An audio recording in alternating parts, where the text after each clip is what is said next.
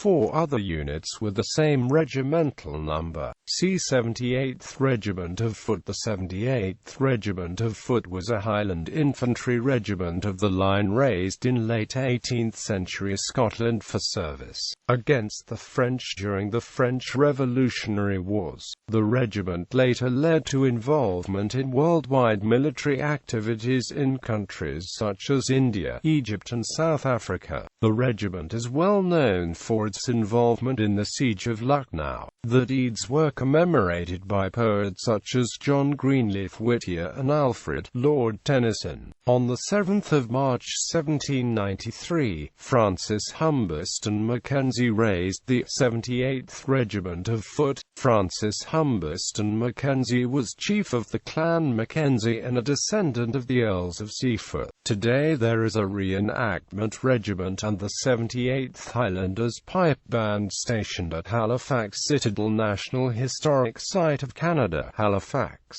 Nova Scotia, where the original 78th Regiment was stationed for 3 years.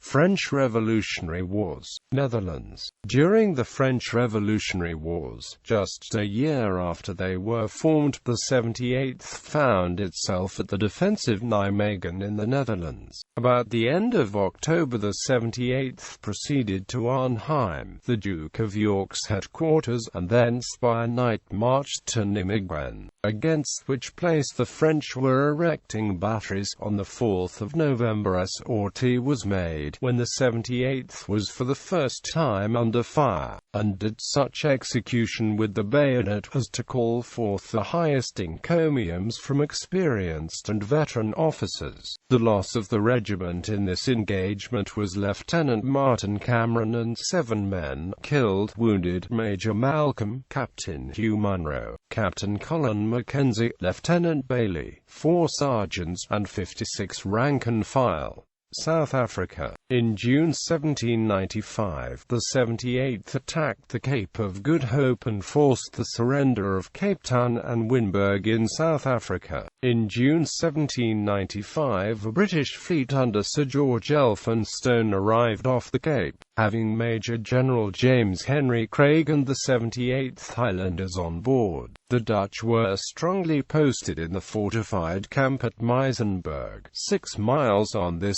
side of Cape Town, a force of 800 British seamen having been sent to cooperate with the troops on shore. The whole body moved to its attack, while the ships of the fleet, covering them from the sea, opened such a terrific fire upon the colonists that they fled precipitately. Muizenberg was taken on the 7th of August, and on the 9th a detachment arrived from St. Helena with some field pieces, but it was not till the 3rd of September, when Sir Elliot Clark, at the head of 3 regiments, put into the bay, that an advance became practicable. Accordingly, the Dutch position at Winnaburg was forced on the 14th, and on the 15th Cape Town capitulated, the garrison marching out with the honours of war. Thus, after a 2 months campaign, during which they suffered severely from the unhealthiness of the situation, the scarcity of provisions, and the frequent night attacks of the enemy, the 78th Highlanders saw the object of the expedition accomplished, and the colony taken possession of in the name of His Britannic Majesty.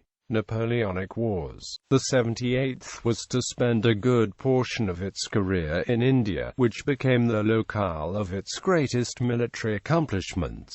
Thus it was one of 3 British regiments that won fame under Sir Arthur Wellesley at the Battle of Assaye.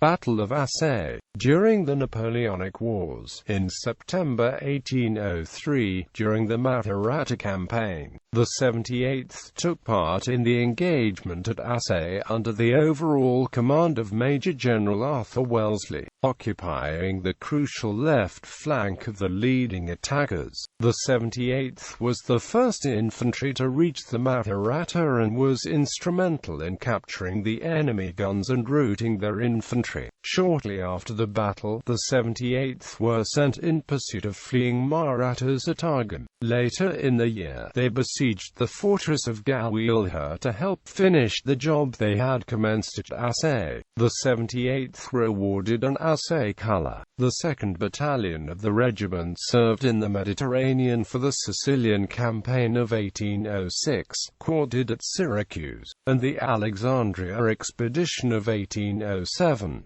3 companies of the 78th were surrounded by Turkish cavalry and captured in the expedition. Among the prisoners was Thomas Keith, who converted and entered Ottoman service. 163 men and officers were killed, including the commanding officer, Lieutenant Colonel MacLeod. The remainder of the 78th's 2nd Battalion withdrew to Alexandria. During the Napoleonic Wars, probably its most notable achievement was its participation in the 1811 invasion of Java, when the regiment laid siege to and captured Fort Cornwallis on the island on 26 August 1811.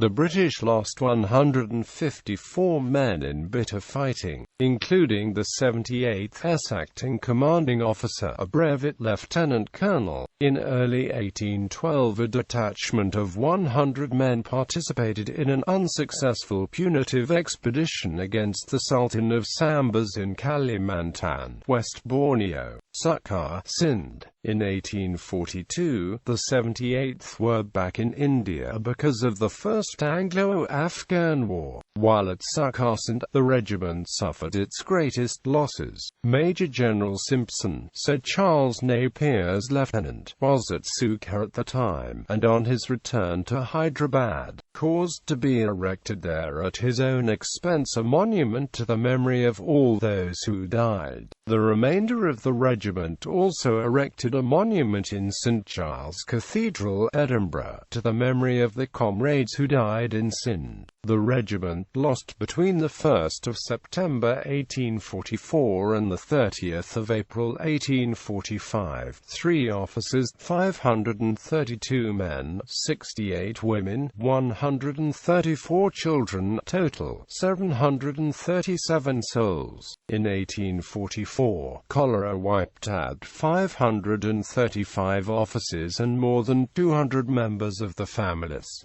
Anglo-Persian War. It fought in the Anglo-Persian War of 1857 under the command of General Foster Stalker. They were in Persia leading the attack at the famous Battle of Kushabban Mahamra. Indian Mutiny. The regiment probably gained its greatest military renown, however, in the Indian Mutiny of 1857–58.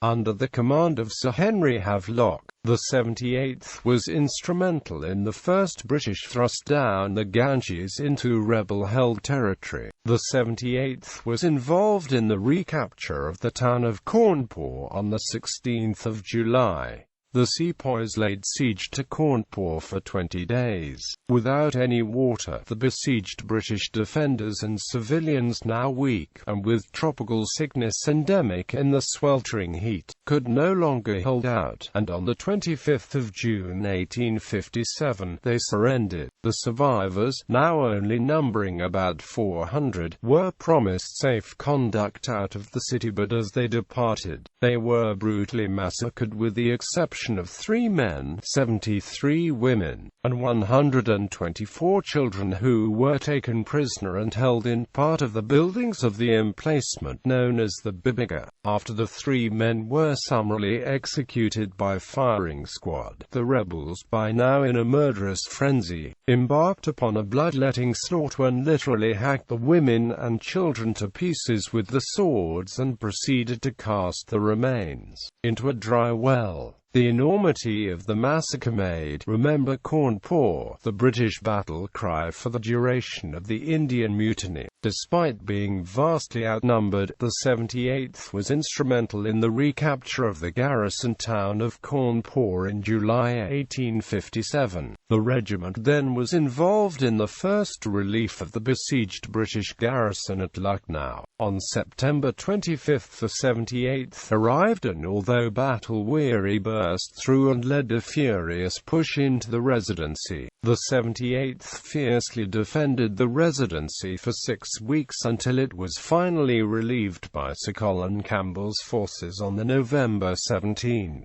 256 men of the 78th Highlanders died in the siege. For the defensive Lucknow and gallantry in the Indian Mutiny, 8 men of the 78th Highland Regiment were awarded the Victoria Cross, including another one awarded to the regiment as a whole. In 1858, the 78th found themselves part of the Rohilkhand Field Force, in company with the Highland Brigade. They marched northwest, capturing the town of Bareilly on May 5.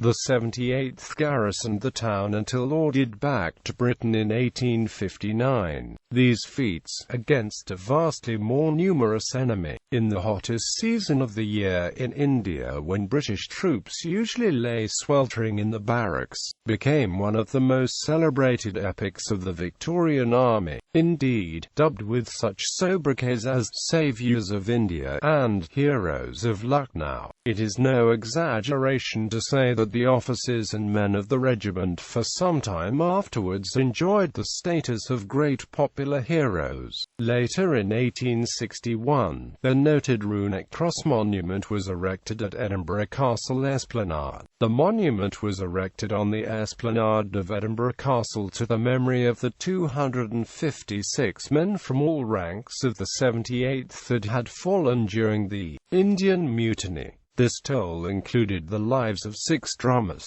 Halifax, Nova Scotia. Although there were then only 4 officers left who had participated in these feats, and probably not a great many more rank and file, this aura to a great extent remained intact when, during the second leg of a North American tour, it spent 2.5 years in garrison in Halifax, Nova Scotia. The 78th arrived in Halifax on the afternoon of May 14 aboard the HMS Crocodile. A total of 765 men disembarked in full-dress uniform. The regiment was divided into 2 depots and 8 service companies, consisting in all of 34 officers, 49 sergeants, 21 drummers, 6 pipers, and 600 rank and file. For 2 years, the regiment spent its time billeted at the Halifax Citadel and at Wellington Barracks. Each summer, men from the regiment camped at Bedford to practice musketry at the military range. On their departure in 1871, a farewell ball complete with a musical tribute was composed in their honor. It was hosted by the famous brewmaster and then Grand Master of the Masonic Lodge of Nova Scotia, Alexander Keith. On November 25, the regiment set sail for Ireland on board the HMS Orience. With them went 17 young Nova Scotian women who had married members of the regiment. The freedom of the city has been exercised annually by the 78th Highlanders in Halifax, Nova Scotia since 1999. Afterward, in April 1873, under the linked regiments depot system, the 78th Highlanders were linked with the 71st Highland Light Infantry at 55 Brigade Depot, Fort George. In 1881 it was amalgamated with 72nd Highlanders, forming the 2nd Battalion of the Seaforth Highlanders.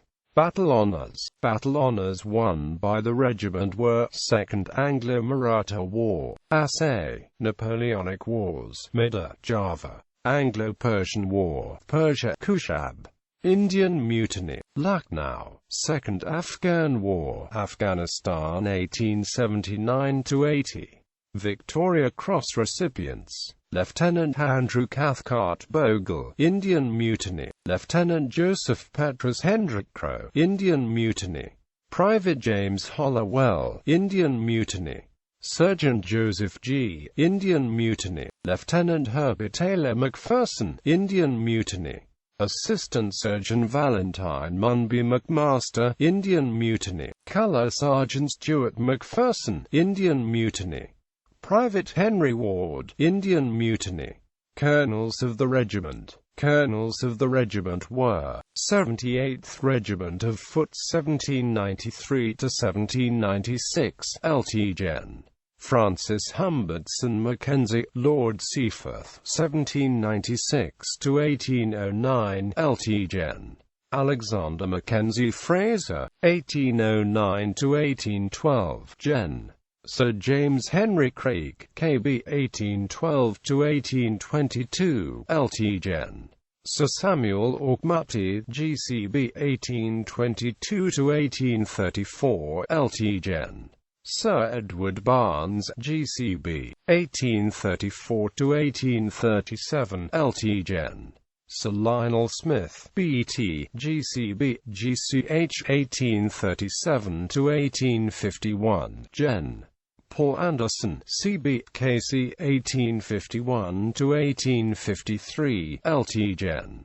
Sir Neil Douglas, KCB, KCH 1853–1860, Lt Gen. Sir William Chalmers, CB, KCH 1860–1863, Gen. Roderick McNeill, 1863–1881, F. M. Sir Patrick Grant, GCB, GCMG. Texts: Cameron Pulsifer. Nationality, social background, and wealth in a mid-Victorian Highland regiment. The Officer Corps of the 78th Highland Regiment, 1869–1871. International Review of Scottish Studies, Volume 23, 1998. Alsager Pollock, Arthur William, The United Service Magazine, Notes of an Expedition to Alexandria of the year 1807, H. Colburn, 1837. Lieutenant Colonel Ferry, Angus.